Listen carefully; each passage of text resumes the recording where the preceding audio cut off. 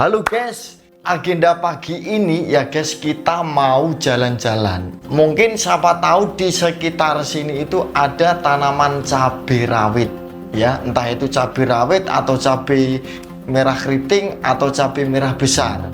Dan biasanya kalau di musim saat ini, di musim-musim bulan, maksudnya di bulan-bulan Desember seperti ini, biasanya itu ada yang lagi tanam, ada yang sudah petik ya. Nah, maka dari itu nanti kita jalan-jalan nih, kita survei. Siapa tahu nanti kita menemukan cabai ya yang pertumbuhannya itu subur, buahnya itu lebat. Nanti kita cari tahu rahasianya itu pakai apa ya.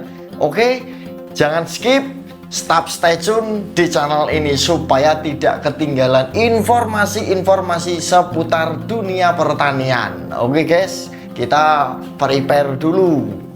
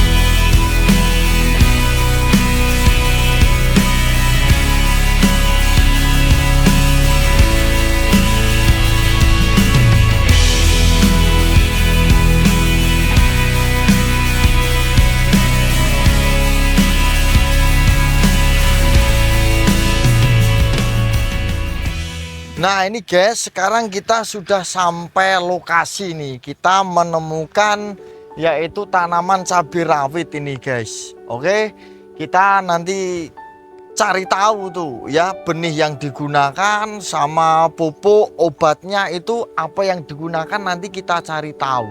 Kita cari petaninya langsung nanti.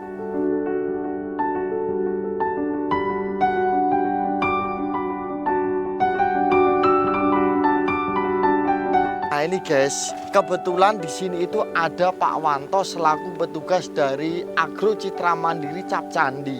Kita samperin aja tuh Pak Wantonya. Sini. Selamat siang Pak. Selamat siang juga. Lah ini Pak Wanto kok bisa ada di sini? Emang ini lahannya Pak Wanto? Bukan Mas. Kebetulan ini lahan ini milik petani binaan saya Mas. Oh gitu. Lah malah kebetulan banget ini. Ya. Nah gini aja Pak, kita boleh minta waktunya sebentar? Boleh Mas, monggo, monggo. Kita tanya-tanya aja langsung sama pembinanya aja ini. Malah nanti bisa tuntas itu rahasia apa, misal dari pupuk sampai obat-obatan dan nutrisi itu menggunakan apa. Nah kita cari posisi untuk ngobrol-ngobrol yang enak. Oke guys. Nah di sini aja ya Pak ya. Oke, biar aja Mas. Oke, kita duduk-duduk di sini saja.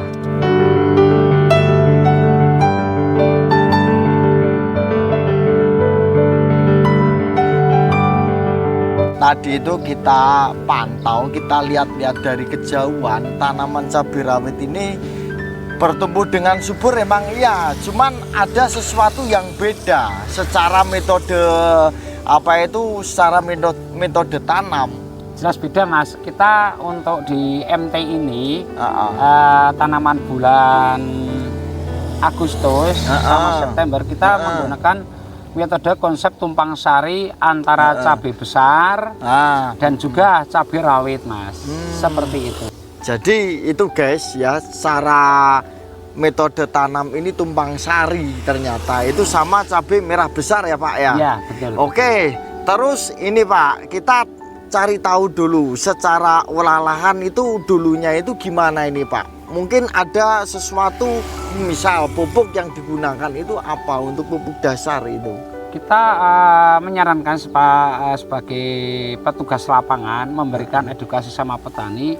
Yang pertama kita ini dikasih dolomit Mas. Oh, kapur dolomit. Ya, kapur dolomit. Setelah kita sebar, terus kita kultivator. Iya. Ya. Setelah itu, terus kita diamkan sekitar 1 minggu, Mas. Untuk luas ini masuk berapa ribu tanaman ini, Pak? Kurang lebihnya 2.400 tanaman, Mas. 2.400 pohon. Ya. Oke. Nah, terus untuk kapur dolomit yang digunakan itu berapa itu? Kemarin kita kasih di 20 kandi, Mas. Oh, 20. 20 kandi. 20 kandi itu bagur. Karung. Ya. Karung. Ya. 20 karung ya. Oke. Terus mungkin ada lagi itu. Nah, itu kita juga ditambahi dengan pupuk kandang yang sudah difermentasi dengan berbagai mikroba, Mas. Oh, gitu. Ya, berbagai mikroba untuk pembenah tanah. Iya. Juga ada penambatan nitrogen, juga ada untuk pelarut fosfat dan kalium. Walah, komplit. Nah, ini memang mikroba yang kita berikan. Ya. Ini memang sesuai dengan SOP apa yang dibutuhkan tanaman, Mas. Oh, berarti ya. Oh, berarti emang udah komplit banget itu. Lah, misal itu estimasi pupuk kandang, misal berapa kilo, misal katakanlah 600 kilo atau 500, itu kira-kira berapa itu? Nah, ini kemarin kita menggunakan ini sih tidak banyak karena memang pupuk ini kan sudah difermentasi, Mas ya. Dengan fermentasi sehingga pupuk yang kita berikan itu paling sekitar 1 kintal karena memang sudah bentuk. 1 kintal. Iya, karena sudah bentuknya itu serbuk gitu loh, Mas. Itu iya. Mungkin kalau masih rowo ya, rongga itu yo terlalu banyak lah, Mas, mungkin ya. Tapi ini memang dengan perlakuan sehingga sudah pure seperti debu gitu loh, Mas. Sudah lembut katakanlah ya, bukan granul lagi katakanlah gitu. Oh iya, oke. Itu menggunakan 1 kuintal. Ya, kurang lebihnya. Kurang lebihnya 1 kuintal aplikasi untuk 2.400-an pohon. Betul. Oh ya, oke pemirsa, itu guys nanti bisa dicatat itu guys untuk pupuk dasar ya, kapur dolomit. Oke, sama pupuk kandang. Nah, sekarang gini, untuk mulsa yang digunakan itu ukurannya berapa ini? Mulsa. Ini kita menggunakan 60 ataupun setelah dibuka 120, Mas. Oh, 120. Ya. Karena memang kita kan tadi sudah saya sampaikan ini metode tumpang sari. Tumpang ya kan? sari. Sehingga memang butuh bisa dikatakan untuk bedengan ini kan besar dan lebar gitu, Mas. Iya. Sekarang untuk jarak tanam. Oh, gitu. Antara cabai rawit sama cabai merah besarnya itu jaraknya itu berapa itu? Nah, ini untuk cabai besarnya ini pokoknya antara cabai besar ini kan sudah bisa dikatakan di pinggir nih, Mas. Di pinggir ini kita menggunakan di angka 70 cm, Mas. Antara cabai besar sama cabai besar yang pinggir sama pinggir itu di angka 70 cm. 70 cm. Untuk rentangnya, untuk jajarnya kita menggunakan jarak di angka 45 cm. 45. Betul. Terus untuk lubang pupuk itu pasti ada ya? Pasti ada. Ini diantaranya. Diantaranya ini kan ada segitiga akhirnya, Mas. Karena pinggir-pinggir ya kan, kanan kirinya ini sudah ada cabai besar, sehingga untuk cabai rawitnya kita kasih di tengah, Mas.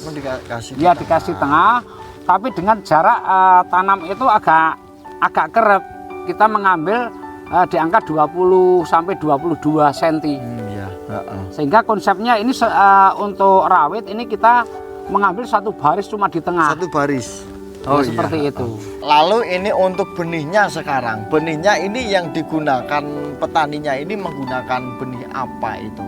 Benih yang cabai besar kita menggunakan benih dari panah merah, Mas. Benih dari panah merah. Cap panah merah. Oh, cap panah merah. Kalau untuk benih cabai rawitnya? Nah, dari rawitnya tetap konsep kita tetap bagaimana mencari benih itu yang sudah tahan virus dan bisa dikatakan pasti panen. Iya. Kita menggunakan cabai rawit merek viral, Mas. Oh, cabai rawit viral. Iya, dari Candi itu ternyata guys yang digunakan petaninya ini. Oke, untuk benihnya kan menggunakan itu. Sekarang ini untuk perawatannya ini dari nol tanam sampai usia sekarang itu udah usia berapa hari?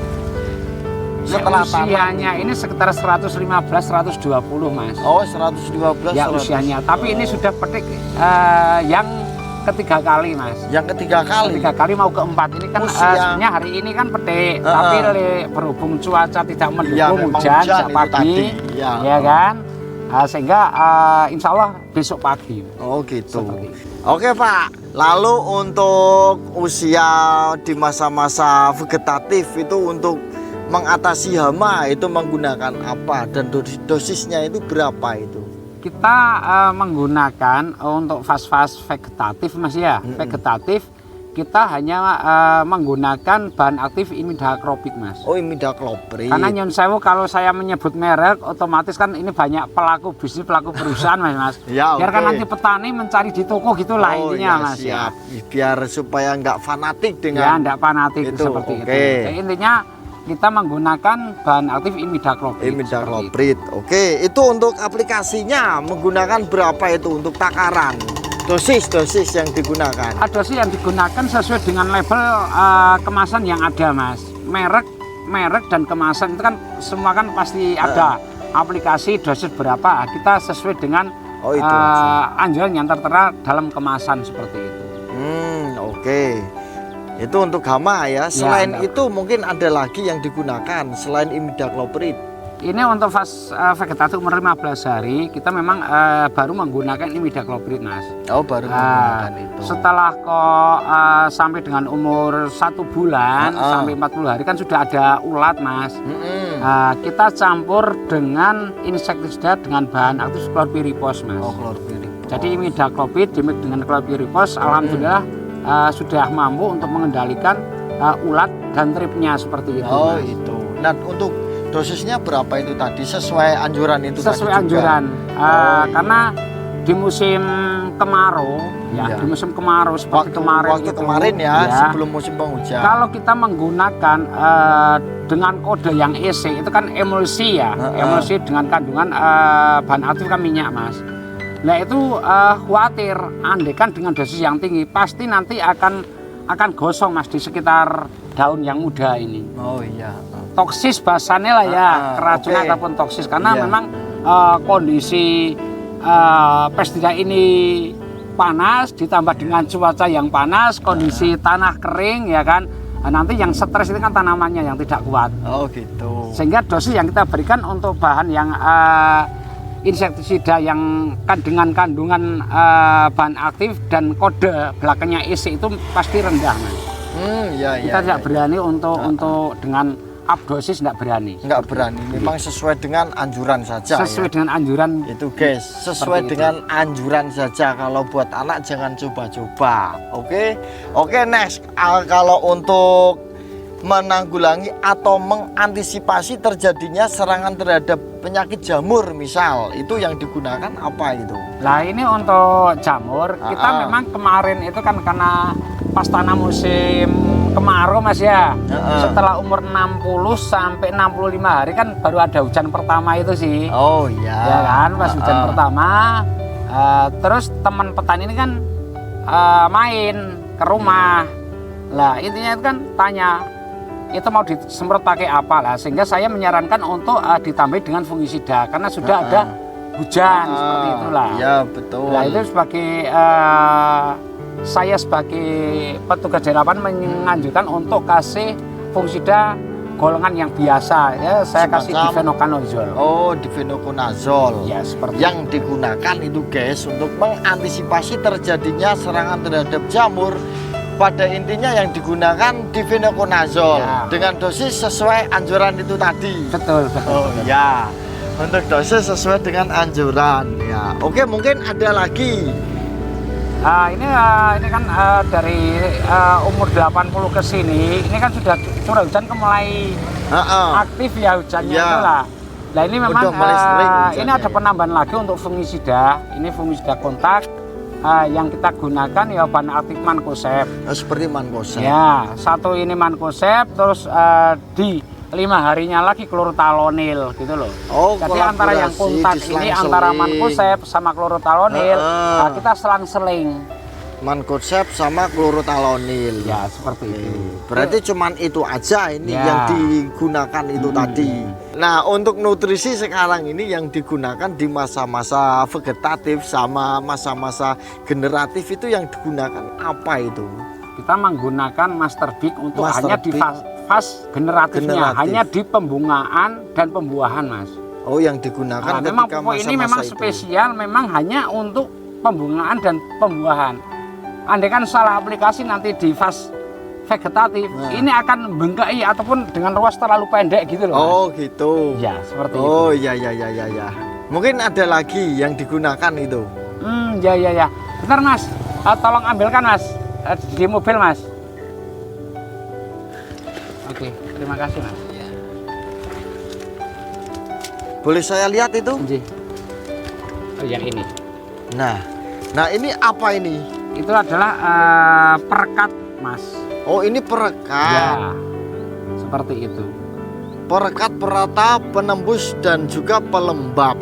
Oh, Betul. seperti itu Ya. yang digunakan sama ini. Ah. Oh ya, oke. Lalu untuk dosisnya ini menggunakan berapa ini? Untuk dosisnya? Itu untuk dosisnya karena memang ini memang si kecil tapi sekti. Ini untuk per tangki 20 liter air hanya menggunakan 2 mili. Oh, menggunakan 2 mili Hanya 2 mili per 20 liter air. per 20 liter air. Buset. Ini guys, Seperti menggunakan 2 mili untuk 20 liter air. Kecil-kecil cabai rawit ini guys. Ya, seperti itu. Oke. Siap gerak itu untuk penembus, perata dan juga pelembab ya, menggunakan Betul. ini. Lalu untuk benihnya, nah ini guys yang digunakan petaninya ini menggunakan benih cabai rawit viral. Ini seperti ini ternyata. Oke. Lalu untuk pupuk susulan ini menggunakan apa? Mungkin ada itu. Ya jelas. Memang konsep kita untuk pemupukan itu kan tiap 35 hari sekali. Oh, 35 hari sekali. Karena memang awal untuk pengolahan tanah kita hanya menggunakan tadi dolomit dan pupuk kandang. Karena kalau di musim kemarau kita menyiapkan pupuk kimia, takut nanti di saat kau pindah tanam ini akan kebakar. Oh gitu, gosong ya. Gosong gitu loh. Nah, Ya, sehingga betul. untuk pupuk yang kimia ini kita berikan kontinu, Mas, tiap 35 hari 35. sekali.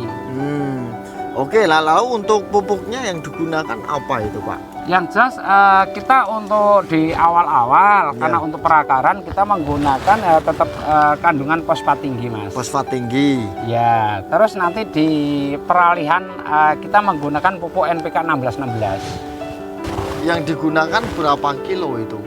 Ini kemarin cuma 1 kintal. Ini sudah campuran NPK 1616 dicampur dengan pupuk fosfat itu 50 kilo. Jadi ini sejumlah 1 kintal, Mas. 1 kintal. Ya, di Oh, berarti awal-awal. untuk fosfatnya menggunakan 50 kilo, terus 1616-nya menggunakan 50 kilo. Seperti itu. Diaplikasikan untuk 2.400 pohon. Betul. Terus di usia 85 Kita sudah menggunakan juga NPK tapi dengan kandungan kalium yang tinggi, Mas. Karena memang fungsi dari kandungan kalium tinggi memang untuk pembungaan, Mas. Untuk betul. pembuahan karena memang kalau sudah umur 80-85 hari kan memang sudah kelihatan buah, Mas. Jadi memang kita memberikan itu memang harus dipacu, sesuai dengan kebutuhan tanaman seperti itu. Nah, lalu yang digunakan berapa kilo tuh untuk? Nah, kemarin untuk NPK-nya yang kandungan kalium tinggi itu hanya setengah kintal, Mas. Kalkulasi pupuk yang diberikan ya. Kemarin kita sama yang punya lahan ini kita sudah menghitung itu baru di angka 860 rupiah.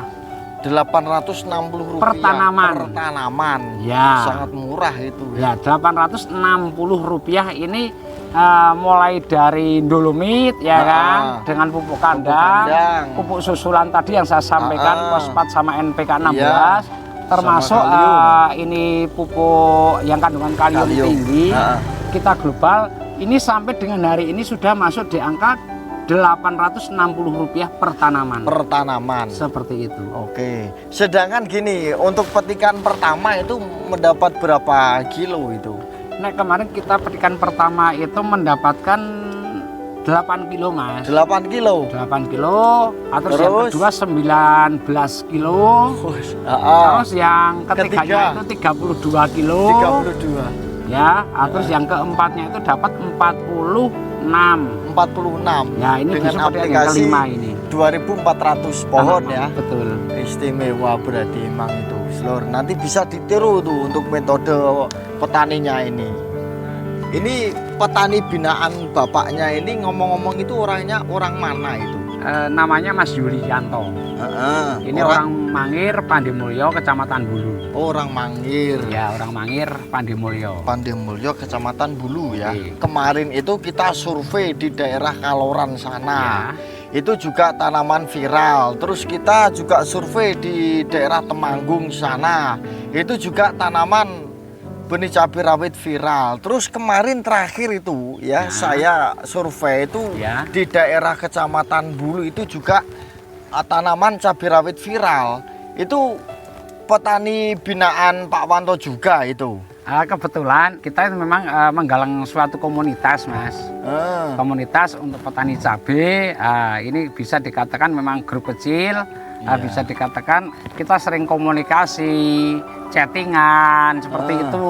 Jadi dari mereka itu memberi informasi lewat foto. Oh, yang terjadi dalam tanamannya itu seperti apa, di foto kirim lah. Kita istilahnya kan sharing, Mas. Oh, berarti itu bisa dibantu dibina juga sama Pak Wanto berarti? Ya, insya Allah. Karena di sini kan yang namanya ilmu itu kan ilmu pertanian, Mas. Usaha pertanian kan tiap tahun ini kan belajar, Mas. Sebenarnya itu loh. Setiap tahun pasti. Karena belajar. memang cuaca pun tidak pastilah, iya kan. Seperti tahun yang kemarinnya, ya kan.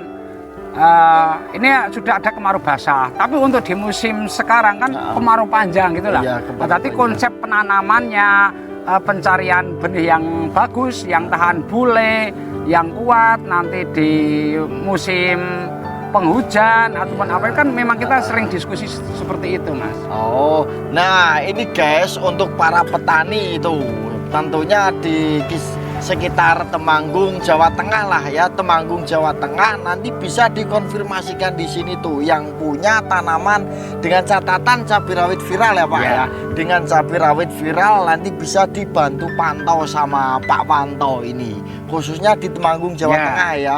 Itu mungkin ada yang punya tanaman itu nanti bisa dikonfirmasikan di channel ini. Nanti kita hubungkan secara langsung ke Pak Wanto itu.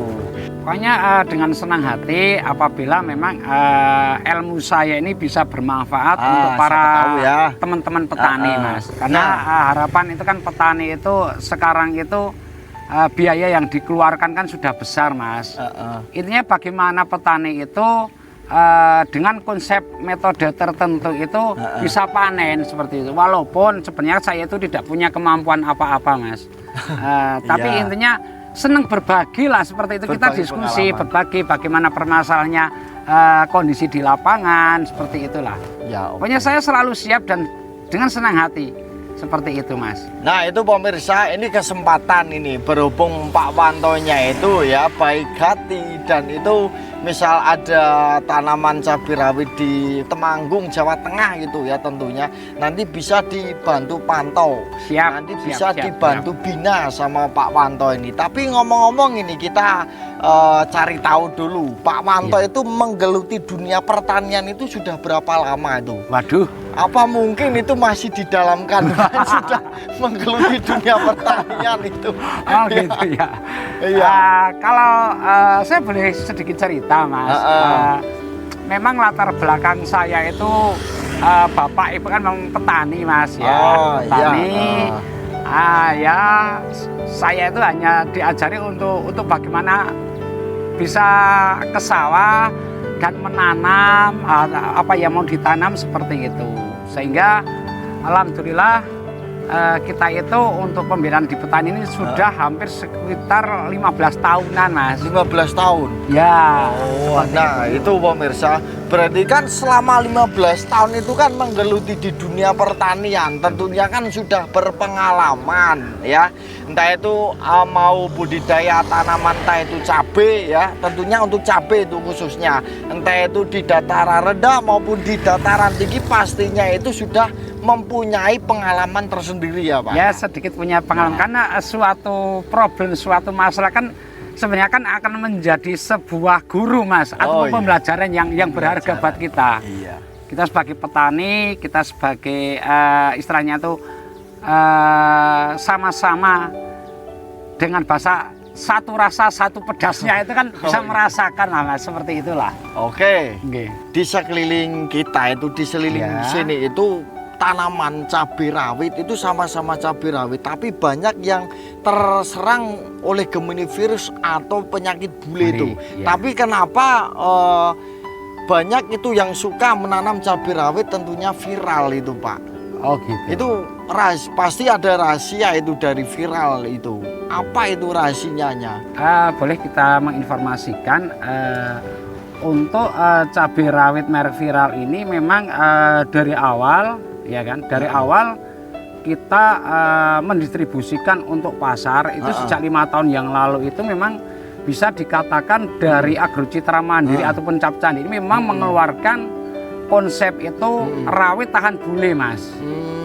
Jadi memang bisa dijalankan kalau petani yang sering mengikuti perkembangan dari Agrocitra Mandiri itu pasti yang dipilih itu viral, Mas.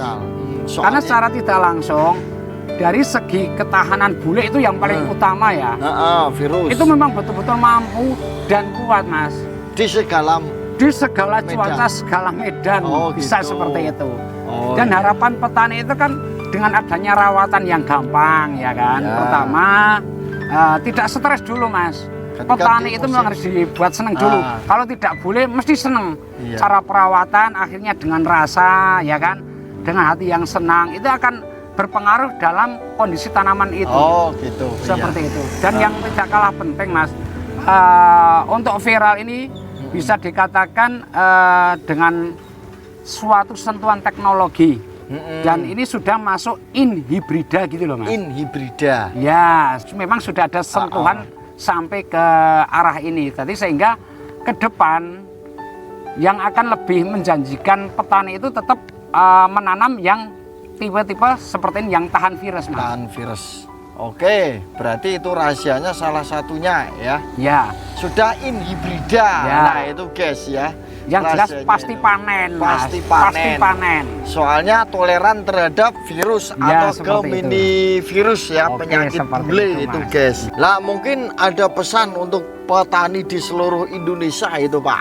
Pesan saya ya, dengan sana sini memang banyak tanaman cabai, intinya saya hanya menegaskan, menggarisbawahi, bisa dikatakan menanam viral pasti panen. Oh gitu. Seperti itu. Perawatan gampang, pasti panen. Oke. Seperti itu. Oke Pak, ini terima kasih untuk waktunya, dan ini mohon maaf sudah mengganggu waktunya Bapak. Ini udah kita tanya jawabi ya. Oke, untuk para petani di seluruh Indonesia jangan lupa tuh untuk menanam benih cabai rawit viral dari Candi itu ya. Dijamin pasti panen dengan perawatan mudah. Ya, tanamlah benih cabai rawit viral supaya kebun Anda jadi viral. Oke, sampai jumpa kembali. Jangan lupa like, comment, share, dan subscribe channel kami supaya tidak ketinggalan informasi-informasi seputar dunia pertanian. Oke, jika ada salah kata dari kami mohon maaf yang sebesar-besarnya. Assalamualaikum warahmatullahi wabarakatuh.